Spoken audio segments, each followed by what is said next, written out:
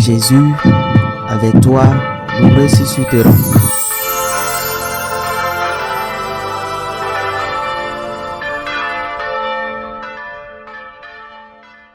En ce temps-là, Jésus disait aux foules, « Personne ne peut venir à moi si le Père qui m'a envoyé ne l'attire, et moi, je le ressusciterai au dernier jour. » Il est écrit dans les prophètes, ils sont tous instruits par Dieu lui-même.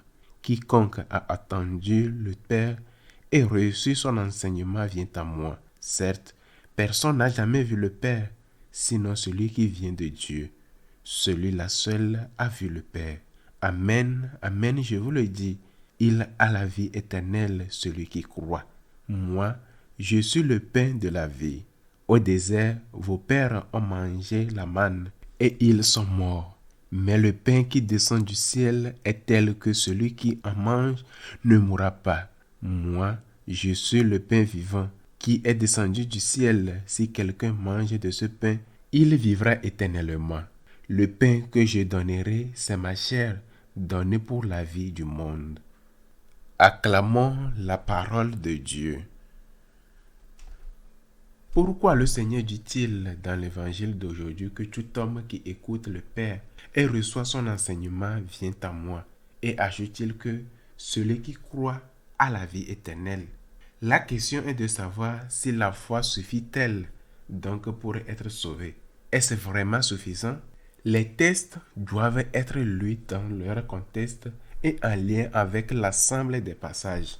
Car le Seigneur qui affirme cela dit aussi que le Fils de l'homme viendra, qu'il placera les uns à sa droite et leur dira, « Venez les bénis de mon Père, car j'avais faim et vous m'avez donné à manger. » De même aux autres, il dira, « Allez-vous-en maudits, car j'avais faim et vous ne m'avez pas donné à manger. » Le Seigneur montre ainsi que ce jugement, que ce soit jugement d'acquittement ou de condamnation, sera lié aux œuvres que nous aurons accomplies.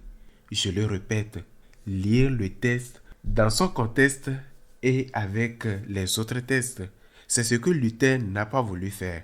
Mais pourquoi le Seigneur parle-t-il ainsi? Il parle ainsi parce que la foi, si elle est vraie, et c'est là la condition, elle s'ouvre nécessairement, logiquement, à l'action de grâce, à une reconnaissance, à la gratitude.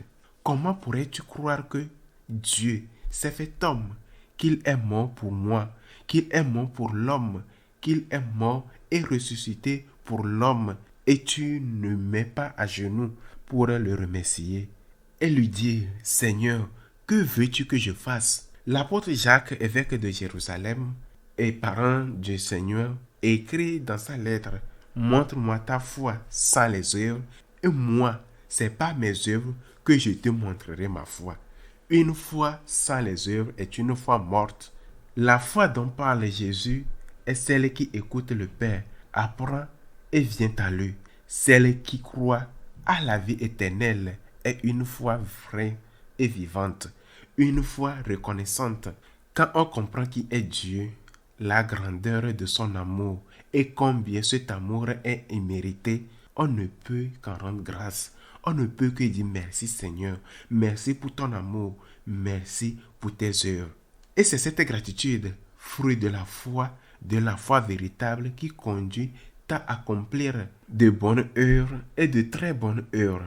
La foi porte alors du fruit en nous, tandis que la foi qui ne porte pas le fruit est cette foi morte dont parlait l'apôtre Saint Jacques. Nous avons la foi, certes, mais avons-nous les œuvres? Parfois oui, parfois non. Pourtant, il est une œuvre que nous pouvons toujours accomplir. Il s'agit de l'œuvre de l'humilité. Il y a les œuvres de l'amour, accomplir ses devoirs, observer les commandements, aller même au-delà pour faire le bien en imitant le Christ. C'est très bonne chose, mais il y a aussi l'œuvre de l'humilité. Et elle naît lorsque nous reconnaissons que nous ne faisons pas la volonté de Dieu. C'est encore une œuvre qui découle de la foi. Je crois en Dieu, je crois en son amour, mais comme le dit Saint Paul, je ne fais pas toujours le bien que je voudrais faire. Et ailleurs, il affirme que nous portons ce trésor dans des vases d'argile.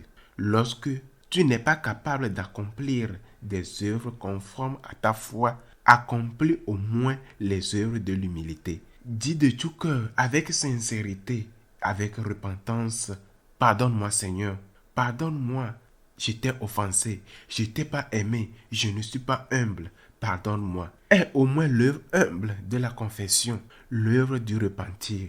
Et le Seigneur, riche en miséricorde, lui qui nous a demandé de pardonner 70 fois, 7 fois, te pardonnera lui aussi autant de fois qu'il le faudra.